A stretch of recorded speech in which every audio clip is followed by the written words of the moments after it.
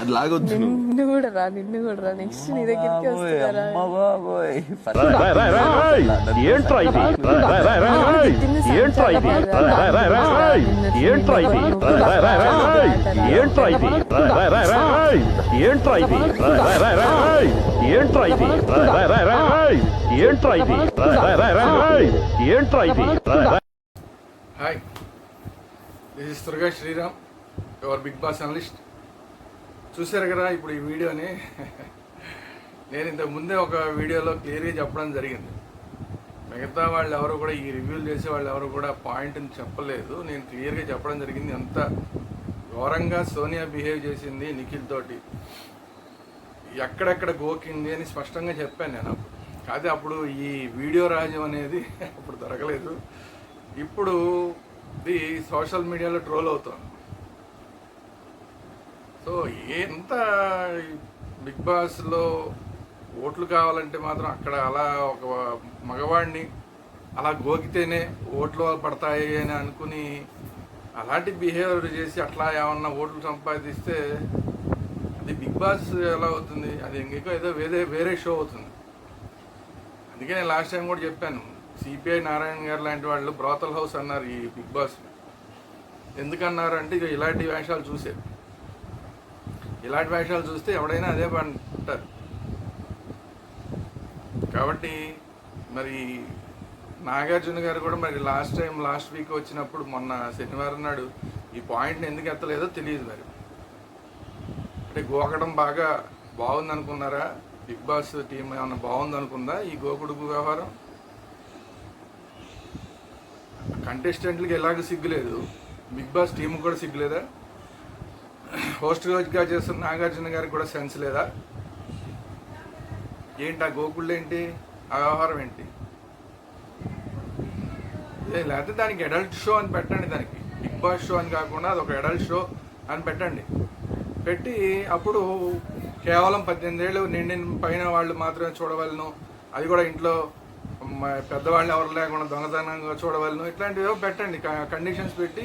అప్పుడు దాన్ని ఏ సర్టిఫికేట్ ఒకటి ఇప్పించి అప్పుడు ఇలాంటి పనులన్నీ చేయండి. సో ఇలాంటివన్నీ చేస్తే కనుక ఖచ్చితంగా ఈ షోని సిపిఐ నారాయణ గారు ఏదన్నారో ఆ షో కింద లెక్కేయాల్సి వస్తుంది. సరే, ఇక ఇప్పుడు ఈరోజు సోమవారం నాడు జరిగిన నామినేషన్స్ ప్రక్రియ జోలికి వస్తే ఫస్ట్ ఇప్పుడులాగే మామూలుగానే వీళ్ళు నామినేషన్స్కి పెద్దగా వీళ్ళకి కారణాలు ఏముంటాయి? ఏమో ఉండవు. పప్పులు, ఉప్పులు, దోశలు, ఇవే కారణాలు ఉంటాయి. సో అలాంటి కారణాలతోనే మళ్ళీ మొత్తం అంతా నామినేషన్ పర్వం జరిగింది. ఆదిత్య గారు వచ్చారు. ఆదిత్య గారు వచ్చి నామినేషన్ పృథ్వీని నామినేట్ చేశారు. పృథ్వీని ఎందుకు నామినేట్ చేశారంటే అగ్రెషన్. మొత్తం పృథ్వీ వచ్చిన దగ్గర నుంచి కూడా అతని అగ్రెషన్ గురించే టాపిక్ నడుస్తుంది.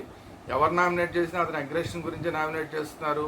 At the same time Nagarjuna గారు కూడా అతని అగ్రెషన్ మంచిదే అయినా కూడా దాన్ని హద్దుల్లో ఉండాలని చెప్పారు. అక్కడ మాత్రం నాగార్జున గారు చెప్పినప్పుడు నేను కొంచెం కంట్రోల్లో ఉంటానంటున్నాడు, కానీ ఏమాత్రం కంట్రోల్లో ఉండట్లేదు. ఇవాళ ఒక్క ఆదిత్య గారు చెప్తుంటే కూడా మీసాలు తిప్పుతున్నాడు పృథ్వీ. ఎవడన్నా ఉద్ధరిస్తాడో మరి నాకైతే తెలియదు. ఎవడన్నా కొట్టేస్తాడా? కొట్టేస్తే ఇమ్మీడియట్గా బయటికి విసిరేస్తారు బిగ్ బాస్లో నుంచి. ఒక్క నామినేషన్ చెప్తుంటే బాబు నీ అగ్రెషన్ తప్పయ్యా అని కొంచెం పెద్ద మనిషిగా చెప్తుంటే మీసాలు తిప్పుతున్నాడు కదా పోటీగాడు. బయటకు వస్తే 20 వాదులు బాధిస్తారు ఒక్కొక్కళ్ళు. ఏమో అక్కడ ఏదో కొద్దిగా ఆదిత్య గారు లాంటి వాళ్ళ మీద, మణికంఠ గారు లాంటి మణికంఠ లాంటి వాళ్ళ మీద పెద్ద చూపించేసి పెద్ద పోటుగాడు అనుకుంటున్నాడు మరి పృథ్వీ. ఖచ్చితంగా పృథ్వీది ఏమాత్రం దాన్ని అగ్రెషన్ అనరు. అగ్రెషన్ స్థాయిని దాటిపోతున్నాడు. కళ్ళు బాగా ఎర్రగా చేసేసి ఎదుటాన్ని భయపెట్టేసి ఏం పీకుతాడు? భయపెట్టి బయటకు వస్తే ఎవడి మీద చేస్తే బయటకు వస్తే చేతులు తీసేస్తారు. పోలీసులు వచ్చి మొత్తం కంకు దెబ్బలు కొట్టి చావకొట్టి చెవులు మోస్తారు. ఎంతవరకు ఏది హద్దుల్లో ఉండాలో అంత హద్దుల్లో ఉండాలి. హద్దుల్లో లేకపోతే ఎప్పుడైనా హద్దు దాటిపోయిందంటే అసలు ఎందుకు బిగ్ బాసే ఇమ్మీడియట్గా ఎవరి మీద చెయ్యమని చూద్దాం. చెయ్యేస్తే ఇమ్మీడియట్గా రూల్స్లో ఖచ్చితంగా ఉంటుంది. బిగ్ బాస్ రూల్స్లో ఎవరి మీద కూడా మ్యాన్ హ్యాండ్లింగ్ చేయడానికి వీలేదని. ఇమ్మీడియట్ మ్యాన్ హ్యాండ్లింగ్ చేస్తే ఇమ్మీడియట్ రెడ్ కార్డు వస్తుంది, బయట దోసేస్తారు. ఇక్కడ మీసాలు తిప్పుతున్నాడు ఆదిత్య గారు చెప్తుంటే మరి పృథ్వీ మరి మారేలాగా కనిపించట్లేదు మరి ఎక్కడ. ఆ మారకపోవడం అనేది ఈ వారం పృథ్వీకి మళ్ళీ ఇంకోసారి డేంజర్ జోన్లోకి తీసుకొచ్చే అవకాశం ఉంది. లాస్ట్ టైం జస్ట్ మిస్ అయిపోయాడు. ఏదో అతను పొరపాట్లన్నీ బిగ్ బాస్ని తిట్టడం, పొరపాట్లు చేయడం వల్ల అభయ్ నవీన్ ఎలిమినేట్ అవ్వడం జరిగింది. కానీ అంతకన్నా కొద్దిగా ఉన్నాయి ఎక్కువ ఓట్లు అంతే పెద్ద పృథ్వీకి. ఏదో బొడ్డుగాండి అనుకుంటున్నాడు. మరి ఈ వారం కూడా ఎలిమినేట్ అయ్యే అవకాశం ఉంది. కానీ ఆదిత్య గారు కూడా ఉన్నారు కాబట్టి మరి వీళ్ళిద్దరిలో ఎవరు ఎలిమినేట్ అవుతారు అనేది చూడాలి. ఓటింగ్లో కూడా నాకు తెలిసి లాస్ట్కి వచ్చేసరికి ఆదిత్య ఓం గారికి పృథ్వీకి మధ్య ఫైట్ ఉంటుంది, ఎవరు బయటికి పోవాలనే దాన్ని. సరే ఎనీవే, రెండోది సోనియా నామినేట్ చేశారు. సోనియా నామినేట్ చేసి సోనియాని దేనికి నామినేట్ చేశారంటే మైక్ సరిగా ఇది మరి ఇదే ఇలాంటివే ఉంటాయి. మైక్ సరిగా పెట్టుకోలేదు. ఓకే, మైక్ సరిగా పెట్టుకోకపోతే అది బిగ్ బాస్ చెప్తాడు, ఇమ్మీడియట్గా చెప్పేస్తాడు బిగ్ బాస్. మైక్ పెట్టుకోకపోతే మాత్రం బిగ్ బాస్ దగ్గర నుంచి ఇమ్మీడియట్గా వార్నింగ్ వచ్చేస్తుంది. సో అది దాన్ని ఒక సాకుగా చెప్పి ఆదిత్య గారు సోనియా నామినేట్ చేశారు. తర్వాత నైనిక వచ్చింది. నైనిక వచ్చి మణికంఠని నామినేట్ చేసింది. మణికంఠని ఎందుకంటే సెల్ఫిష్గా ఉన్నావు నువ్వు అనేది నామినేషన్. అంటే ఏ నిమిషాన్ని ఎలా ఉంటావు తెలియదు. ఒక నిమిషం ఫ్రెండ్లీగా ఉంటావు, ఒక నిమిషం ఒక రకంగా ఉంటావు, ఫైనల్గా సెల్ఫిష్గా ఉంటావు అనేది నామినేట్ చేసింది.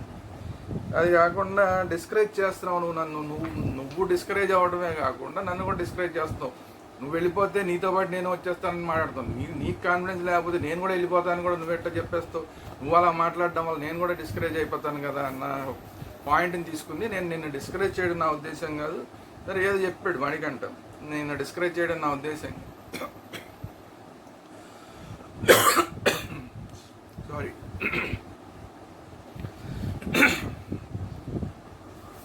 సో డిస్కరేజ్ చేయడం నా ఉద్దేశం కాదన్నాడు. ఓకే,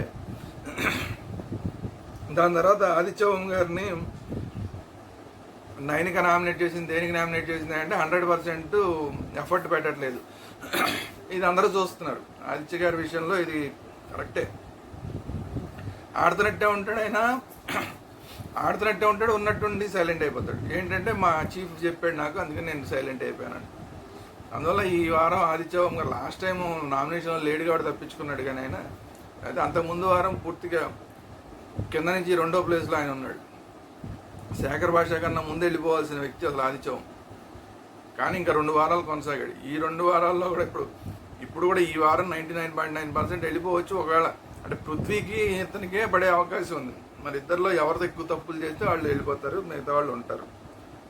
సో అందుకని నామినేట్ చేసింది. తర్వాత నబీల్ వచ్చి సోనియాని నామినేట్ చేశాడు. సోనియాని ఎందుకు నామినేట్ చేశాడు అంటే సంచాలకంగా ఫెయిల్ అయిందని నామినేట్ చేశాడు. సంచాలకంగా ఫెయిల్ అయిందని నామినేట్ చేస్తే సరే ఆ అమ్మాయి అలాగే ఒప్పుకోలేదు అనుకోండి. సంచాలకంగా ఫెయిల్ అయ్యాను ఒప్పుకోలేదు. సంచాలకంగా ఫెయిల్ అయిందని అందరికీ కనబడిన విషయం. సో అది అయిపోయిన తర్వాత మళ్ళీ ఇంకొకళ్ళని ఎవరు నామినేట్ చేశాడంటే పృథ్వీని నామినేట్ చేశాడు. పృథ్వీని నామినేషన్ చేసింది కూడా అగ్రెషన్కిను మ్యాడ్నెస్కి ఒక తేడా ఉంటుంది. మ్యాడ్నెస్ నాకు లేదు, నేను అగ్రెషన్ అది నా స్ట్రెంగ్త్ అంటాడు. మరి పృథ్వీ ఎన్నిసార్లు చెప్పినా ఇంకా మరి నాగార్జున గారు చెప్పినప్పుడేమో అలాగే సార్ సర్దిద్దుకుంటాను. మళ్ళీ ఇప్పుడు నామినేషన్లో నీది అగ్రెషన్ అంటే అగ్రెషన్ నాకు స్ట్రెంగ్త్ అంటున్నాడు. అదే అగ్రెషన్కి మ్యాడ్నెస్కి ఒక చిన్న లేయర్ ఉంటుంది, దాన్ని నువ్వు మర్చిపోతున్నావు అంటే లేదు నాది మ్యాడ్నెస్ కాదు, మ్యాడ్నెస్ అంటే ఇంకా చెప్తున్నాడు. మ్యాడ్నెస్ అనగానే మ్యాడ్నెస్ అంటే అది నెక్స్ట్ లెవెల్, అది ఇంకా నాలోంచి ఇంకా బయటికి రాలేదు అంటే బయటకు వస్తుందని వార్నింగ్ ఇస్తున్నాడు. ఇలాంటి వాళ్ళని బిగ్ బాస్ అసలు బయటికి గెంటేయాలి ఎవరి మీద. కాకపోతే బిగ్ బాస్ కూడా వెయిట్ చేస్తున్నాడు, ఎవరి మీద ఎంతవరకు చెయ్యలేదు కాబట్టి వెయిట్ చేస్తున్నట్టున్నారు. కానీ అంత తప్పు, భయపెట్టడం తప్పు. మణికంఠని ఎంత దారుణంగా భయపెట్టించాడు, టూ మచ్ అసలు. ఏదో కొట్లాట కోసం ఉన్నట్టుంది తప్పది, అదే టాస్క్ లాగా లేదు. మణికంఠతో ఆడుతున్నప్పుడు మాత్రం ఏమాత్రం మణికంఠని ఆ విధంగా బెదిరించడం అనేది ఏమాత్రం హర్షించదగ్గ విషయం కాదు, సపోర్ట్ చేయదగ్గ విషయం కూడా కాదు. కానీ పృథ్వీ ఆ మాటను ఒప్పుకోవట్లేదు. సరే ఎనీవే, నెక్స్ట్ ప్రేరణ వచ్చింది. ప్రేరణ వచ్చి మణికంఠని నామినేట్ చేసింది. మణికంఠని ఎందుకు నామినేట్ చేసింది అంటే దోశ ఇష్యూ పాడుగా ఈ కిచెన్ ఇష్యూలోనే సగం మంది వెళ్ళిపోయేలా ఉన్నారు. ఆ దోశ ఇష్యూ జరిగింది కదా, దాని మీద నాగార్జున గారు కూడా మొన్న మాట్లాడడం జరిగింది. అనవసరంగా నువ్వు మధ్యలో ఇన్వాల్వ్ అయ్యావు అని మణికంఠకి చెప్పడం జరిగింది. సో ఆ దోశ ఇష్యూనే మళ్ళీ తీసుకుని నామినేట్ చేసింది ఇతన్ని. తర్వాత రెండోది నైనికాని నామినేట్ చేసింది. నైనికాని ఎందుకు నామినేట్ చేసిందంటే అసలు నువ్వు గేమ్లో సరిగా ఆడలేదు, సైలెంట్ అయిపోయావు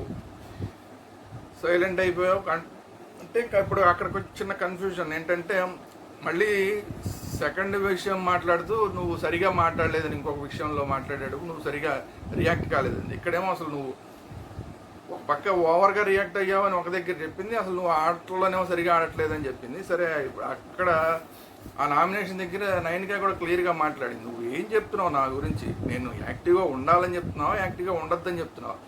యాక్టివ్గా ఉండాలి అంటేనేమో అక్కడేమో నువ్వు అంతా ఎందుకు ఓవర్గా ఇన్వాల్వ్ అయిపోయావు నువ్వు అని నువ్వు ఎందుకు మాట్లాడావు అక్కడ అంటున్నావు. ఇక్కడికి వచ్చేసరికి ఏమో నువ్వు అసలు ఇన్యాక్టివ్గా ఉంటున్నావు, నువ్వు సరిగా ఆడలేదు అంటున్నావు, నువ్వే నీ కన్ఫ్యూజన్ ఉంది, ఎలా ఉండమంటావు అని చెప్పి మాట్లాడింది. సరే ఎనీవే అక్కడ చిన్న సరిగ్గా దానికి సమాధానం ప్రేరణ కూడా యాక్చువల్గా చెప్పలేకపోయింది. నా ఉద్దేశం అంటే ఉండాల్సిన చోట అగ్రెషన్గా ఉండాలి, ఉండకూడని చోట అసలు ఉండకూడదు అన్నట్లే ఏదో సమాధానం చెప్పడానికి ప్రయత్నం చేసింది. కానీ ఓవరాల్గా నిజంగా కొంచెం వీక్గానే ఉంది ప్రేరణ నామినేషన్. సరే ఎనీవే నెక్స్ట్ సోనియా వచ్చింది. సోనియా వచ్చి నబీల్ని నామినేట్ చేసింది. నబీల్ని ఎందుకు నామినేట్ చేసిందంటే అందరికి క్లిస్టల్ క్లియర్ కనబడుతోంది. ఎందుకంటే నబీల్ సోనియా నామినేట్ చేశాడు కాబట్టి సోనియా వచ్చి నబీల్ని నామినేట్ చేసింది. కాకపోతే ఏదో చెప్పింది, నువ్వు ఫెయిల్యూర్ సంచాలక్ అని చెప్పింది. సేమ్ అదే అతను చెప్పాడు, సేమ్ అదే ఈ అమ్మాయి కూడా చెప్పింది. అంటే అది ఫెయిల్యూర్ అని కూడా కాకుండా బయాస్డ్గా ఉన్న సంచాలక్ అని కూడా చెప్పారు.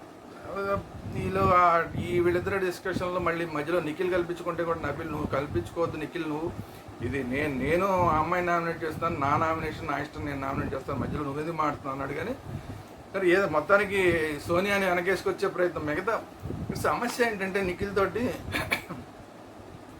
ఇందాక చూపించిన వీడియో ప్రభావం బాగా పడుతున్నట్టుంది నిఖిల్ మీద, ఆ గోకుడు ప్రభావం బాగా పడుతున్నట్టుంది. మిగతా వాళ్ళ విషయాల్లో పెద్ద సపోర్ట్గా రావట్లేదు. కానీ సోనియా విషయంలో ఎవరు మాట్లాడితే కూడా దానికి సోనియాకి సపోర్ట్గా వచ్చేస్తున్నాడు. మరి తన విషయంలో కూడా తను అంత సపోర్ట్ చేసుకుంటాడో లేదో తెలియదు, కానీ సోనియాని మాత్రం బాగా సపోర్ట్ చేసే ప్రయత్నం చేస్తున్నాడు. కానీ ఇది నిఖిల్ ఆటకే బాగా దెబ్బ తగులుతుంది దీనివల్ల అనేది పాపం నిఖిల్కి అర్థం కావట్లేదు. సరే ఎనీవే సో అదైపోయింది ఫేక్ సంచాలక్ అంది. తర్వాత ఆదిత్య గారు నామినేట్ చేసింది. ఆదిత్య గారిని ఏమో అసలు మీరు సరిగా ఆట ఆడట్లేదు, మీరు అసలు ఉండడానికి మీకే ఇంట్రెస్ట్ లేదు బిగ్ బాస్ హౌస్లో, ఈ వారం వెళ్ళిపోతానని మీరే చెప్తున్నారు, సో ప్లీజ్ గెట్ అవుట్ అండి ఏకంగా.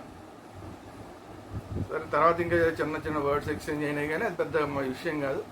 అంటే ఓవరాల్గా ఆదిత్య గారు అది ఇంట్లో ఉండటానికి కూడా పెద్దగా ఇంట్రెస్ట్ చూపించట్లేదు, ఏ గేమ్లోనూ ఇంట్రెస్ట్గా పార్టిసిపేట్ చేయట్లేదు. ఇది అందరూ గమనిస్తున్న అంశం. ఇది ఇంట్రెస్ట్గా ఎక్కడ పార్టిసిపేట్ చేయట్లేదని మాత్రం ఖచ్చితంగా కనబడుతుంది. అంటే మిగతా అప్పుడు కూడా ఏదో పక్కపై కూర్చోవడం, ఆ టాస్క్ వచ్చినప్పుడు ఏదో ఆడగలిగినంత ఆడటం, లేదా పక్కకి పోవడం, మిగతా అప్పుడేమో అసలు ఏం మాట్లాడకుండా ఓ పక్కన కూర్చోవడం, లేదంటే ఆ లాన్లో వాకింగ్ చేస్తూ ఉండడం, ఇంత మించి అతను చేస్తుంది ఏం కనిపించట్లేదు. సో అందుకనే నామినేట్ చేసింది సోనియా. సరే అది అయిపోయింది. తర్వాత మణికంఠ వచ్చి పృథ్వీని నామినేట్ చేశాడు. పృథ్వీని నామినేషన్ చేసింది. అది సేమ్ అగ్రెషన్. ఆ అగ్రెషన్ అనేది చూపిస్తున్నావు, నువ్వు భయపెట్టేస్తున్నావు, నువ్వు అంత అగ్రెషన్ చూపించడం అనేది కరెక్ట్ కాదు, ఆట కరెక్ట్ కాదంటే నేను నా అగ్రెషన్ నా స్ట్రెంగ్త్, ఎప్పుడు రొటీన్ డైలాగ్ ఉంది కదా అదే డైలాగ్ చెప్పాడు పృథ్వీ. తర్వాత ఆదిత్య ఓం గారిని మణికంఠ నామినేట్ చేశాడు. మణికంఠ ఆదిత్య ఓం గారిని ఎందుకు నామినేట్ చేశాడు అంటే సలహాలు ఎక్కువ చెప్తున్నాడు. సలహాలు ఎలాంటి సలహాలు అంటే ఒక ఫాదర్ లాగా సలహాలు చెప్తున్నావు బాగానే ఉంది, కానీ నువ్వు మరీ బొమ్మరిల్లు ఫాదర్ లాగా అయిపోతున్నావు. ఇది చెయ్యి, ఇక్కడ కూర్చో, అక్కడ నుంచో, నేను చెప్పినట్టు చెయ్యి, ఇలా మాట్లాడతావు, ఇది నా మీద ప్రభావం చూపిస్తుంది. ఈ వారం ఇలా జరగచ్చు అని కూడా నువ్వు ముందే చెప్పేస్తున్నావు. ఇలా జరుగుతుందేమో అని చెప్పి నేను నా మైండ్లో అది పడిపోతుంది నాకు. అందువల్ల నువ్వు ఇచ్చే సలహాలు మరీ బొమ్మరిల్లు ఫాదర్ సలహాలాగా అయిపోతున్నాయి బాబు. నువ్వు అలాంటి సలహాలు చెప్తున్నావు కాబట్టి సలహాల స్థాయి మించిపోయింది పూర్తిగాని. అవసరం ఉన్నా లేకపోయినా సలహాలు చెప్పేస్తున్నావు, అందుకు నేను నామినేట్ చేస్తున్నాను అన్నాడు. సరే ఓకే, అది వాళ్ళిద్దరికి సంబంధించిన విషయం, వాళ్ళిద్దరిలో మరి ఏం చెప్పాడో ఏంటో. తర్వాత విష్ణుప్రియనేమో ఆదిత్య నామినేట్ చేసింది. ఆదిత్య గారు నామినేట్ చేయడానికి సేమ్ అందరిది ఒకటే, సరిగా ఆడట్లేదు అనేది ఒకటి. తర్వాత ఏదైనా చెప్తే పాజిటివ్గా తీసుకోవట్లేదు, తను మాత్రం అందరి మీద అన్నీ చెప్పేస్తున్నాడు. నామినేషన్ వచ్చినప్పుడు అన్నీ చెప్పేస్తున్నాడు, నువ్వు అట్టా, నువ్వు ఇట్టా, నువ్వు అట్లా ఇట్లా అని చెప్తున్నాడు. కానీ ఈవెన్ బయట నామినేషన్లో చెప్పినా లేదంటే బయట చెప్పినా ఒక మాట ఏదైనా చెప్తే దాన్ని పాజిటివ్గా తీసుకోకుండా దాన్ని పట్టుకుని చించేసుకుంటున్నాడు. దానివల్ల దాని లోపల పెట్టేసుకుంటున్నాడు, దానివల్ల మళ్ళీ నామినేషన్లు కూడా చేస్తున్నాడు అనేది విష్ణుప్రియ ఎలిగేషన్. సో అందువల్ల ఆదిత్య గారు నామినేట్ చేసింది. తర్వాత ప్రేరణని నామినేట్ చేసింది. ప్రేరణకి విష్ణుప్రియకి నడుస్తుంది కదా, 2 వారాల నుంచి నడుస్తున్నది, సేమ్ దాని గురించే నామినేట్ చేసింది. అది పెద్దగా చెప్పుకోవాల్సిన పని కూడా లేదు. సో తర్వాత నెక్స్ట్ పృథ్వీ వచ్చి నబీల్ని నామినేట్ చేశాడు. నబీల్ని ఎందుకు నామినేట్ చేశాడంటే బయాస్ సంచాలక్, నువ్వు సంచాలకుడిగా ఉన్నప్పుడు కొంతమందికి కావాలని ఫర్గా చేసావు, కొంతమందికి వ్యతిరేకంగా చేసావు అనేది ఇతని. కానీ నబీల్ నేను అలా లేదు, నేను పక్కాగా బ్రహ్మాండంగా చేశానని చెప్పుకుంటున్నాడు. బట్ ఇక్కడ నబీల్ విషయంలో చెప్పుకోవాల్సింది ఏంటంటే, సరే ఎలా చేశాడు, నేను బాగా స్ట్రిక్ట్గా ఉండాలనుకుని కొంచెం అది చేశాడు, అది వేరే విషయం, కానీ అది పెద్ద ఇష్యూ కాదు. కానీ నామినేషన్ చేసేటప్పుడు, తను నామినేషన్ చేసేటప్పుడు ఎదుటి వాళ్ళని వెటకారం చేసేస్తున్నాడు. తను ఎవరన్నా నామినేట్ చేసినప్పుడు నామినేట్ చేసిన వాళ్ళని వెటకారం చేసేస్తున్నాడు.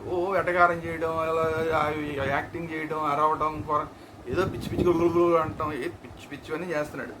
ఈ ఓవర్ తగ్గించుకుంటే నబీల్కి మంచిది. ఎందుకంటే నబీల్ ఆట బాగానే ఆడుతున్నాడు, అన్నిట్లో ఇన్వాల్వ్ అవుతున్నాడు, కొంచెం అందరితో మంచిగానే ఉంటున్నాడు. కానీ ఈ నామినేషన్లప్పుడు ఈ ఓవర్ యాక్షన్ తగ్గించుకుంటే మంచిది నబీల్. లేకపోతే ఆదిత్యము తర్వాత పృథ్వీ ఉన్నారు కదా, వీళ్ళిద్దరు వెళ్ళిపోయిన తర్వాత నెక్స్ట్ రౌండ్ ఇతనికే పడే అవకాశం ఉంది, ఇలాంటి పిచ్ బిహేవియర్ చేస్తే Nabeel. So next Prithvi Manikanta nominate చేశాడు. ఎందుకంటే వీక్, ఫిజికల్గా వీక్, మెంటల్గా వీక్, తర్వాత కన్నింగ్గా ఉన్నాడు అని చెప్పి నామినేట్ చేశాడు. ఫిజికల్గా నేనేం వీక్ కాదు, నేను అన్నిట్లోనూ పార్టిసిపేట్ చేస్తానని చెప్తున్నాడు.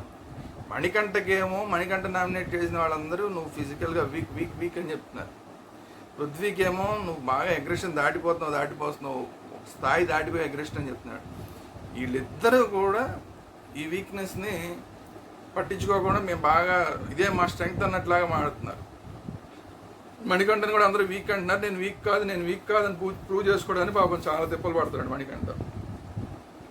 తర్వాత కన్నింగ్ అని కూడా చెప్పాడు. పృథ్వీ చెప్పింది ఇంకో ఇది ఎక్స్ట్రా క్వాలిఫికేషన్ కన్నింగ్ ఉన్నమాట వాస్తవం. ఎందుకంటే అందరూ కూడా చెప్తున్నారు, నైనిక కూడా చెప్పింది, నైనిక కూడా నాతో ఎప్పుడు ఫ్రెండ్లీగా ఉంటావు తెలియదు, పక్కకు వచ్చి కూర్చుంటావు, ఫ్రెండ్లీగా ఉంటావు, తీరా చూస్తేనేమో సడన్గా ఏదో రియాక్ట్ అయిపోతావు, అందరూ చెప్తున్న మాట ఇది. అతను ఎప్పుడు ఎలా రియాక్ట్ అవుతాడో తెలియదు. చాలా ఫ్రెండ్లీగా ఉన్నాడు, చిన్న జోక్ వేస్తే వెంటనే వైల్డ్గా రియాక్ట్ అయిపోవడం, ఆ ఫ్లక్చుయేషన్స్ అనేవి చాలా దారుణంగా ఉంది. అతను మెంటల్ స్టేటస్ అనేది చాలా ఇబ్బందికరంగా ఉంది. అది అందరికీ కూడా ఇబ్బంది తెలుస్తుంది. స్టార్టింగ్లో అతనికి వెనకాల ఉన్న బ్యాక్గ్రౌండ్ ఏదైతే ఉందో, ఆ సాడ్ బ్యాక్గ్రౌండ్ ఏదైతే ఉందో దానివల్ల ఏదో అతను వీక్గా ఉన్నాడు అనుకున్నారు. కానీ అతను మెంటల్ ఫ్లక్చుయేషన్స్ కూడా సరిగా లేవు. సో అది ఇప్పుడు అందరికీ ఒక్కొక్కరికి అనుభవంలోకి వస్తుంది. కాసేపు కావలించుకుంటాడు, ఆడాళ్ళ దగ్గరికి వెళ్ళి కావలించుకున్నాడు, అనవసరంగా కావలించుకోకూడని టైంలో కూడా అనేక మందిని కావలించుకుని బిగ్ బాస్తో తిట్లు తిన్నాడు. ఎందుకంటే వాళ్ళందరూ ఫీల్ అవుతున్నారు, అతని హగ్గు విధానంలో తేడా ఉంది అనేది అందరూ ఫీల్ అవుతున్నారు. ఒక పక్కన నాకు భార్య దూరం అయిపోయింది అంటాడు, మళ్ళీ నాకు ఆ భార్య కావాలంటాడు, లేకపోతే నాకు ఆ పిల్ల కావాలంటాడు. ఇన్ని ఫ్యామిలీకి సంబంధించిన విషయాలను చెప్తూ ఆడవాళ్ళందరినీ కూడా వాళ్ళు ఇబ్బంది పడేలాగా హగ్ చేసుకుంటాడు. హగ్గులు అనేవి అక్కడ చాలా జరుగుతున్నాయి, కానీ ఆడపిల్లలు ఇబ్బంది పడుతున్నది మణికంఠ హగ్గు విషయంలోనే ఇబ్బంది పడుతున్నారు. ఆడపిల్లకి ఎప్పుడైనా క్లియర్గా తెలిసిపోతుంది ఏం జరుగుతుంది అనేది. ఒక మగపిల్లాడు ముట్టుకుంటే ఇమ్మీడియట్గా ఆడపిల్లకి ఏ ఉద్దేశంతో ముట్టుకున్నాడని తెలిసిపోతుంది. అది వాళ్ళకి దేవుడు ఇచ్చిన వరం. సో మణికంఠ విషయంలో అందరూ కూడా అన్కంఫర్ట్ ఫీల్ అవుతున్నారు. అతను హక్ చేసుకోవడాన్ని చాలా అన్కంఫర్టబుల్గా ఫీల్ అవుతున్నారు. అది సరే బిగ్ బాస్ చెప్పాడు కాబట్టి ఇక దాని గురించి మనం పెద్దగా ఇష్యూ చేయాల్సిన అవసరం లేదు. కానీ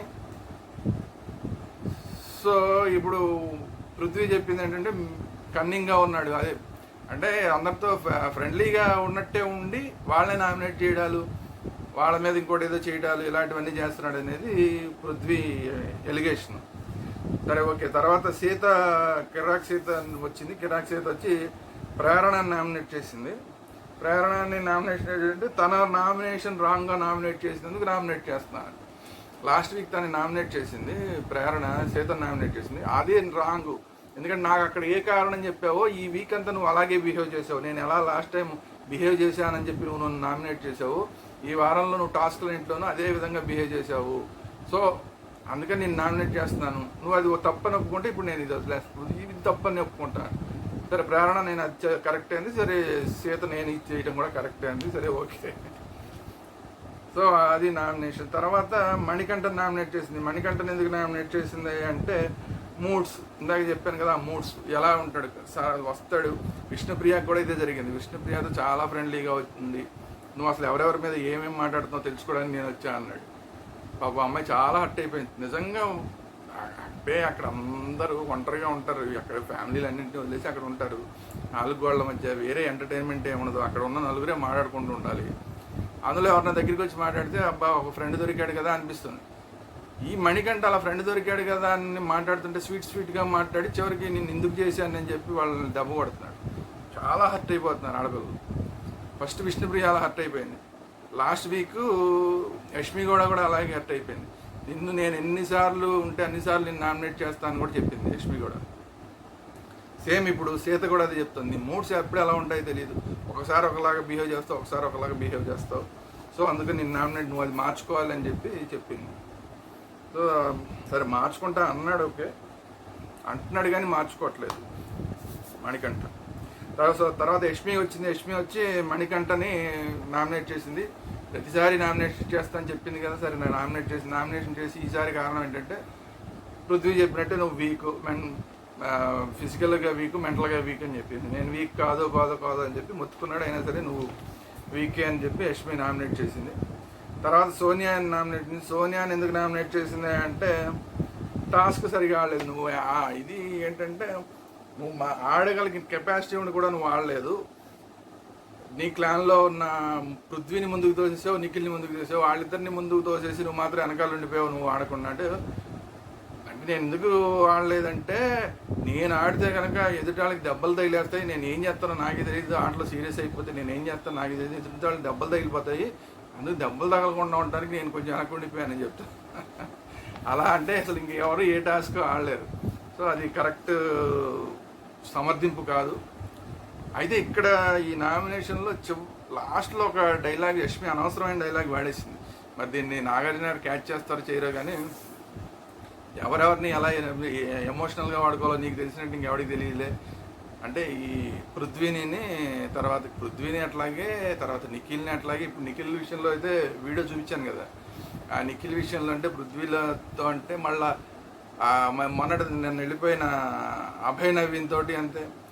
సో కొంచెం వాళ్ళతో ఎమోషనల్గా కొంచెం టచ్ అవుతుంది. వాళ్ళు ఈ అమ్మాయికి సపోర్ట్గా ఉంటున్నారు. సో అది దృష్టిలో పెట్టుకుని అంతా మరి ఏదైనా మొత్తానికి ఎవరిని ఎలా వాడుకోవాలో నీకు తెలుసు అన్నట్లాగా మాట్లాడింది. ఎమోషనల్గా ఎలా వాడుకోవాలో తెలుసు అని మాట్లాడింది. మరి ఇది కరెక్ట్ వర్డ్ వాడడం కరెక్ట్ కాదు. ఎందుకంటే మనం అంటే ఇది ఈ గోకుడు ఆహారం అంటే అది రెడ్ హ్యాండెడ్గా మనం చూపిస్తున్నాం. కానీ మగవాళ్ళని నువ్వు వాడుకుంటున్నావు అనేది మరి చెప్పింది. మరి దీన్ని నాగార్జున గారు ఏమంటారో చూద్దాం.